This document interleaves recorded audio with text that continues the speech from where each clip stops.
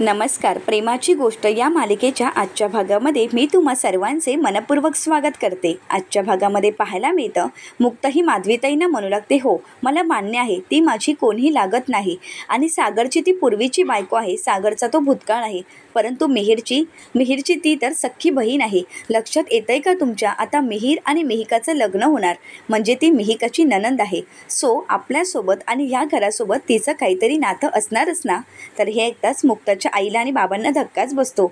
तर मुक्ता म्हणू लागते, थोड्याच दिवसांचा तर प्रश्न आहे, नंतर ती लग्न करून जाणारच आहे. तर मुक्ताची आई म्हणते, हो कुठे का जाईना, मला तिच्याशी काहीही देणं घेणं नाही, परंतु मी तिला या घरात ठेवू का? अगं मला विषयाची परीक्षा नाही घ्यायची आहे. मुक्ताची आई मुक्ताला समजावण्याचा प्रयत्न करत म्हणू लागते, मला या घरामध्ये विषयाची परीक्षा नको आहे. आणि कोण घेणार त्या विषयाची परीक्षा? तर सागर येत म्हणू लागतो, बरोबर बोलते आई तुम्ही, आणि मला पण हेच वाटतं आहे आई, मी पण हेच सांगण्याचा यांना प्रयत्न केला. तिने या घराला, तुम्हाला आणि मुक्तांना काही कमी त्रास दिला आहे का? या घरात तिला ठेवू नका एवढं माहीत असूनसुद्धा आपण तिला या घरामध्ये कसं काय ठेवू शकतो? तर मुक्ताची आई म्हणू लागते, नशीब माझ्याबरोबर कोणीतरी आहे, परंतु हिला का कळत नाही? तर मुक्ताचे वडील म्हणतात, मुक्ता मला या दोघांचं म्हणणं पटत आहे. अगं ती राहील ना ती कुठेही, अगं थोड्याच दिवसांचा प्रश्न आहे ना, मग ती बघेल, एखाद्या हॉटेलवर राहील, भाड्याने रूम घेऊन राहील. आणि एकटीचा जर प्रश्न आहे ना, मग तू तिचा विचार का करतेस? मुक्ता म्हणते, नाही बाबा, हेच तर तुम्हाला समजत नाही आहे आणि मी तुम्हाला हेच समजून सांगण्याचा प्रयत्न करत आहे. तिचा एकटीचा प्रश्न नाही आहे, तिच्यासोबत आदित्य आहे आणि आदित्य तिच्यासोबत असताना आदित्य हॉटेलवर कसा राहील याचा विचार करा ना. तर मुक्ताचे वडील म्हणतात, हे सगळं खरंच खूप कठीण आहे, कारण या सगळ्यामध्ये आदित्यची काय चूक आहे? सागर आणि माधवी, मलाही मुक्ताचं म्हणणं थोडं पटायला लागलं आहे. हे बघा, सावनी कशीही असून काहीही करू, पण आदित्यची यामध्ये काही चूक नाही. आता आपण जर त्याला मदत केली नाही तर त्याच्या मनामध्ये हाच विचार असेल की अडचणीच्या वेळी माझ्या बाबांनी मला मदत केली नाही. मुक्ता म्हणते, एक्झॅक्टली, मलाही हेच म्हणायचं आहे बाबा, मी आणि तू एकच विचार करतोय, मी सुद्धा हेच सांगण्याचा प्रयत्न करते. आणि आई, अगं तू तर आदित्यला खूप जास्त ओळखतेस आणि तुझ्यापेक्षा जास्त आदित्यला कोणच ओळखत नाही, आणि तूच सांगतेस ना की आदित्यने किती सहन केलं आहे, एवढ्या लहान वयात तो कितीतरी गोष्टी सहन करत आहे. तुमच्या लक्षात येत आहे का? आता त्याच्यासमोर मोठा प्रश्न उभा असेल, त्याचा एवढासा तो जीव आहे, सकाळ संध्याकाळ त्याचं कुटुंब एकत्र यावं, सावनी आणि सागर एकत्र यावं, हेच त्याचं स्वप्न असतं आणि हेच स्वप्न तो पाहत असतो. हे तर कधी होणार नाही. बरं, इथेच सगळं संपत नाही, पुढे जाऊन हर्षवर्धनला त्याला वडील म्हणून स्वीकारायचं आहे आणि आता या वयात त्याला जर आपण मदत केली नाही तर त्याला किती वाईट वाटेल सागर. तर सागरला मुक्ताच्या या बोलण्याचा अभिमान वाटू लागतो आणि सागर म्हणू लागतो, आई बघितलात का, आदित्यचा इतका विचार त्याच्या सख्ख्या आईनेही केला नसेल तितका विचार मुक्ता करते. तर मुक्ताचे वडील म्हणतात, सागरराव, आता तोच विचार मुक्ताची आईही करेल. मुक्ताचे वडील म्हणतात, हो माधवी, मुक्ताला आदित्यची काळजी असणं हे खरंच योग्य आहे आणि मला सावनीचा पुळका वगैरे काही आला नाही आहे, मलाही ती आवडत नाही, परंतु मुक्ता जो काही विचार करत आहे आदित्यचा तो खरंच खूप महत्त्वाचा आहे. या परिस्थितीत मुक्ताचे आई बाबा म्हणून मुक्ताच्या पाठीशी आपल्याला खंबीरपणे उभं राहायला हवं. सावनीचा विचार मी करत नाही आहे माधवी, फक्त मुक्ता जे काही विचार करत आहे आदित्यच्या बाबतीत त्यासाठी आपल्याला मुक्ताची साथ द्यायला हवी. माधवीताईंना या सगळ्या गोष्टी पटू लागतात आणि म्हणूनच ते मुक्ताला साथ द्यायचं ठरवतात. मुक्ता म्हणते, थँक्यू आई. बरं, आता मी मिहीरला सांगू का सावनीला इथे घेऊन यायला? तर मुक्ताची आई म्हणते, मग काही ऑप्शन आहे का? तर मुक्ता म्हणते, बरं, परंतु मला अजून एक सांगायचं होतं. तर मुक्ताची आई विचारते, आता काय?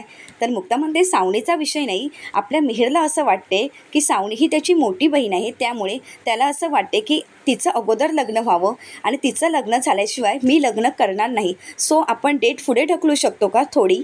तर मुक्ताची आई म्हणते, ती तर पुढे जाणारच आहे, कारण आता मिहिकाला जॉब लागला आहे आणि तिचं ट्रेनिंग सुरू झालं आहे, त्यामुळे ते तर आपल्याला रद्द करता येणार नाही. हे मी तुम्हाला सगळ्यांना सांगणारच होती, परंतु तुम्ही आता हा नवीन अध्याय सुरू केला आहे ना. तर मुक्ता म्हणते, थँक्यू आई, तू मला एवढा सपोर्ट करते त्यासाठी खरंच थँक्यू. तर सागरलाही मुक्ताच्या आईवडिलांचा अभिमान वाटू लागतो. तर माधवीताई मनाशीच म्हणू लागतात, सावनी, तू माझ्या मुलीला आणि जावयाला त्रास दिलास ना, ठीक आहे, तू ये घरी, आता मी तुला कशी अद्दल घडवते ते तुझ्या आयुष्यभर लक्षात राहील. तर दुसरीकडे पाहायला मिळतं, सावनी ही दचकूनच मिहीरला म्हणते, म्हणजे आपण तुझ्या घरी जाणार नाही आहोत का?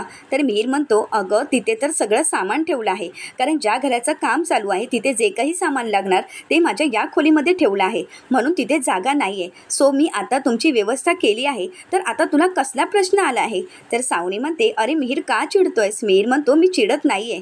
तर सावनी म्हणते, अरे मला एवढंच वाटत होतं की आपण एक चांगला टाईम स्पेंड करू, कित्येक वर्षानंतर आपण एकत्र आलो आहोत, लाँग ड्राईव्हला जाऊ, पिझ्झा खाऊ, हे सगळं काही माझी स्वप्न होती. परंतु तू तर आता मला मुक्ताच्या घरी घेऊन जातोयस आणि तिथे तर तिची आई. खरंच यापेक्षा जेलमध्ये जायला बरं होतं. तर मिहीर म्हणतो, ठीक आहे तू जा ना जेलमध्ये, मी हर्षवर्धनला सांगतो की तिथेच वरात घेऊन यायला. तर सावनी म्हणते, मिहीर हे काय चाललं आहे, तू माझी चेष्टा करतोयस का? तर मिहीर हा आदित्यला विचारतो, आदित्य तू रेडी आहेस का? तर आदित्य खुश होत म्हणतो, हो माधवी मॅमच्या घरी जायला मी तर रेडी आहे, कारण तिथे गेल्यानंतर मला खूप काही गोष्टी शिकता येतात आणि तसंही सई तिथे जवळच असल्यामुळे मला सईसोबत खेळायलाही मिळेल. तर हे ऐकून मिहीर म्हणू लागतो, बघ अगं तुझ्या मुलाकडून काहीतरी शिकून घे, अगं छोट्या छोट्या गोष्टींमध्ये तो आनंद शोधतो आहे, किती समजूतदारपणा दाखवतो आहे. तर सावनी म्हणते, हो ही तर गोष्ट त्याच्याजवळ शिकून घ्यायलाच हवी. तर मिहीर म्हणतो, अगदी तुझ्यावर, असं म्हणत मिहीर शांत होतो आणि म्हणू लागतो, तुझ्यावर नाही गेला येतो. तर सावनी म्हणते, काय हे मिहीर? तर त्यानंतर सावनी ही म्हणू लागते, संतोष दादा रूममध्येच ठेवलेल्या सगळ्या बॅग घेऊन याल का? तर संतोष दादा बॅग आणण्यासाठी जातात. तर हर्षवर्धन येतो आणि म्हणू लागतो, शरीर इकडेच टाकून जीव चाललाय सोडून. तर हे ऐकताच मिहीर आदित्यला म्हणतो, आदित्य आपण गाडीत जाऊन बसूया का, मम्मा येईलच लवकर, तोपर्यंत आपण बॅगा घेऊन जाऊ, असं म्हणत तो आदित्यला घेऊन जातो. तर हर्षवर्धन सावनीला म्हणू लागतो, सावनी तू मला सोडून इतके दिवस कधीच कुठे गेली नव्हतीस आणि आज तर तू मला सोडून एवढ्या लांब जात आहेस. तुला माहिती आहे का मला काय फील होत आहे? खरंच एक काम करूया का, जाऊन देत त्यापेक्षा आपण इथेच तयार होऊन जाऊ. सावनी म्हणते, वा अरे इतकी वर्ष झाली, तू कितीतरी इंटरनॅशनल ट्रिपला गेला होतास, परंतु मी कधीच तुला सोडून गेली नाही, पण आज मला जावंसं वाटतंय, कारण थोड्याच दिवसांचा तर प्रश्न आहे आणि तू म्हणालास ते मला खरंच पटलं आहे.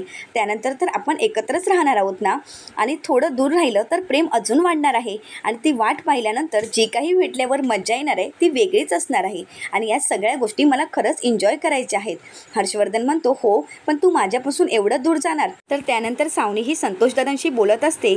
तर हर्षवर्धन मनाशीच खुश होत म्हणू लागतो, आता तर सावनी मी खऱ्या अर्थाने एन्जॉय करणार आहे, कारण मी कायमचा मोकळा होणार आहे, तू आता मला सोडून कायमची जाणार आहेस. हर्षवर्धन खूप खुश असतो. तर सावनी विचारते, हर्ष अरे काय झालं, कसला विचार करतोयस? हर्षवर्धन म्हणतो, काही नाही ग, लग्ना दिवशी तू किती सुंदर दिसशील आणि मी सुद्धा त्याच दिवसाची खरंच खूप वाट बघतो आहे, कधी एकदा लग्नाचा दिवस येतोय. सावनी म्हणते, हो ना, मी सुद्धा त्याच दिवसाची वाट बघत आहे, कधी आपल्या लग्नाचा दिवस येतो. तर हर्षवर्धन मनाशीच म्हणू लागतो, बघ बघ वाटच बघत राहा, कारण तो दिवस कधी येणारच नाही. तर त्यानंतर सावनी ही मुक्ताच्या घरी आलेली असते.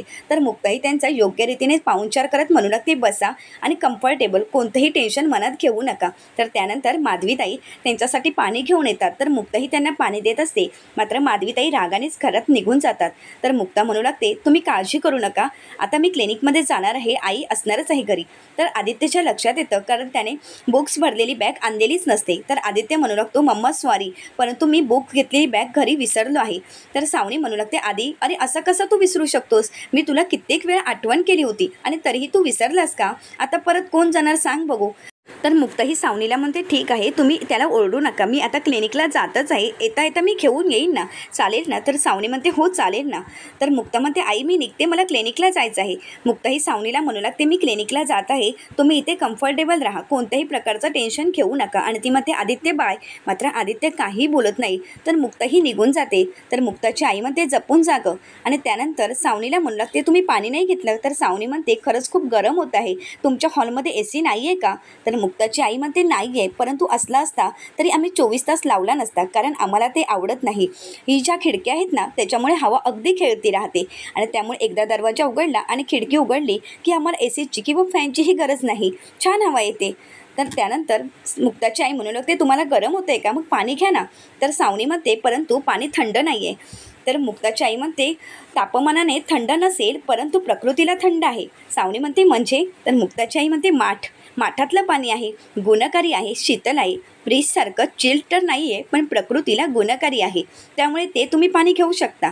तर सावनी विचारते, बरं परंतु आम्ही ज्या रूममध्ये राहणार आहोत तिथे तरी AC आहे ना? तर मुक्ताची आई म्हणते, हो. तर सावनी म्हणते, चालेल आदित्य चल आपण आराम करू. तर मुक्ताची आई म्हणते, 1 मिनिट. मुक्ताची आई सावनीला म्हणू लागते, खोलीमध्ये गेल्यानंतर गडप व्हायच्या आतच काही महत्त्वाच्या गोष्टी मला क्लिअर करायच्या आहेत आणि त्या माझ्यासाठी खरंच खूप महत्त्वाच्या आहेत. तुम्ही मिहीरच्या बहीण आहात आणि मिहिकाच्या होणाऱ्या नणंद आहात, त्या गोष्टी खरंच खूप वेगळ्या आहेत, परंतु आता तुम्ही इथे गरजेपोटी राहायला आला आहात. मिहिकाही इथे राहत होती, परंतु आता ऑफिसच्या कामासाठी ती बाहेर गेली आहे आणि त्याच ठिकाणी राहणार आहे. आता मिहिका ज्यावेळी इथे राहत होती त्यावेळी ती स्वतःची कामं स्वतःच करत होती आणि आमच्या घरामध्ये नोकर नाहीत. हे एकदा सावनीला धक्काच बसतो. तर मुक्ताची आई म्हणू लागते, आम्ही सर्व कामे स्वतःच करतो आणि त्यामुळे तुम्हालाही स्वतःची कामं स्वतःलाच करावं लागतील. आणि त्या पलीकडेही दारावर कोणी अन्न घेऊन आलेलं मला तरी आवडत नाही आणि माझ्या तत्वात ते बसत नाही. त्यामुळे तुम्हाला जर काही हवं असेल, खायची इच्छा असेल तर ते तुम्ही करून खाऊ शकता. हे एक तास सावनी म्हणते, मी? तर मुक्ताची आई म्हणते, हो, तुम्हाला स्वतःला बनवून खावं लागेल आणि इथे किचन आहे, त्यामुळे तो मोकळा किचन आहे, तिथे कोणतंही बंधन नाही. तर आणि सगळ्यात महत्त्वाचं म्हणजे तुम्हाला जी बेडरूम दिलेली आहे ती स्वच्छ ठेवायची. तर आदित्य विचारतो, माझ्यासाठी काय रूल्स आहेत? तर माधवी मॅडम म्हणू लागतात की नाही, तुझ्यासाठी कोणतेही रूल्स नाहीत, कारण तू खरंच खूप छान आणि हुशार मुलगा आहेस. तुझ्यासाठी एकच रूल्स, तो म्हणजे छान अभ्यास कर आणि हो, मोबाईलपेक्षा मैदानी खेळावर जास्त लक्ष दे. तर सावनी म्हणू लागते, नाही नाही म्हणता म्हणता किती सूचना दिलात तुम्ही. आदित्य बाळा, जमेल का तुला? तर मुक्ताची आई म्हणू लागते, काळजी करू नका तुम्ही, कारण त्याची आजी इथे आहे आणि त्याची आजी असताना त्याला काळजी करायची काहीच कारण नाही. तर माधवीताई म्हणू लागतात, आदित्य बाळा जा ना, सई तुझी वाट बघत असेल. आणि त्यानंतर माधवीताई तिथून निघून जातात. माधवीताईने सावनीला सांगितलेलं असतं की या घरचे नियम मोडतील असं वागू नका. तर सावनी मनाशीच म्हणू लागते, प्रिन्सिपल मॅडम, तुम्हाला माहीत नाही की या रूल्सच्या जंगलात रूल्स मोडणारी वाघीण आहे मी. तर दुसरीकडे पाहायला मिळतं, सावनीने चेहऱ्याला फेसपॅक लावलेला असतो आणि त्याचवेळी सई येते. ते पाहून सईला मात्र खूप राग आलेला असतो. त्यानंतर सई पाहते तर आदित्यही गेम खेळत असतो. तर सई त्याच्यावर हसू लागते. तर आदित्य विचारतो, काय झालं, आता तू हसतेस का? तर सई म्हणू लागते, अरे तुला माहिती आहे का, माधवी आजी नेहमीच सांगते आपण मोबाईलपेक्षा जास्त मैदानी खेळावर भर द्यायची आहे. तर आदित्य म्हणतो, हो पण मी इथे नवीन आहे आणि तू तर माझ्यापेक्षा लहान आहेस, मग आपण एकटे कसे जाणार आहोत? तर सई म्हणू लागते, अरे पण आपल्यासोबत 102 वाली आजी आहे ना, मग आपण जाऊच शकतो, प्लीज चल ना माझ्यासोबत, हवं तर तू तुझ्या मम्माला विचार. तर आदित्य परवानगी घेतो आणि दोघंही खेळण्यासाठी जात असतात. तर माधवीताई विचारतात, काय मग तुम्ही दोघंही कुठे चाललात? तर आदित्य म्हणतो, आम्ही खेळण्यासाठी जातोय.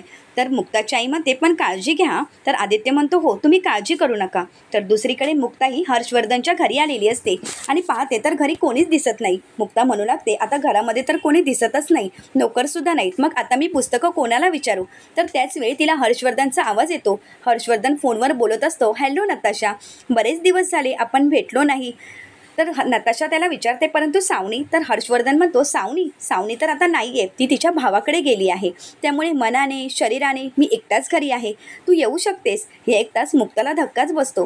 मुक्ता विचार करू लागते की नक्की हे काय चाललं आहे. तर हर्षवर्धन नताशाला म्हणू लागतो, अगं नताशा, मला तिच्याशी लग्न करण्यात काही इंटरेस्ट नाही आहे, परंतु तीच तर माझ्या मागे लागली आहे. मी तर टाळण्याचा प्रयत्न करत आहे, परंतु तुलाही माझ्याशी लग्नाचंच बोलायचं असेल ना, तर मग मी ऋतूला फोन करतो आणि ऋतूही लग्नाचं बोलणार असेल तर मग मी कियाराला फोन करतो. तर हे ऐकून मुक्ता म्हणू लागते, सावनी तिकडे ह्याच्याशी लग्न करण्याचं स्वप्न पाहत आहे आणि हा तर सावनीशी खोटं बोलत आहे. ह्याला जर लग्न करायचंच नाही आहे आणि हा तर इथे मुलींना बोलवत आहे आणि हे सगळं काही मला सावनीला सांगावं लागणार, परंतु सावनी काही माझ्यावर विश्वास ठेवणार नाही. परंतु सावनी माझ्याशी कशीही वागली तरी मला माझी तत्त्व सोडून चालणार नाहीत. मला आदित्यचा विचार करावा लागेल. आदित्यवर अशा प्रकारचे संस्कार होणे योग्य नाही. मला हे सगळं काही सागरला सांगावं लागेल. तर पुढील भागामध्ये पाहायला मिळतं, सावनीला सागर म्हणू लागतो, त्या आदित्यचा विचार करून जर तू हर्षवर्धनसोबत लग्न करणार असेल तर अगं 100 वेळा विचार कर, तो तुला फसवत आहे. तर मुक्ता म्हणू लागते, तुमचा जर आमच्यावर विश्वास नसेल तर तुम्ही घरी जाऊन स्वतः पाहू शकता.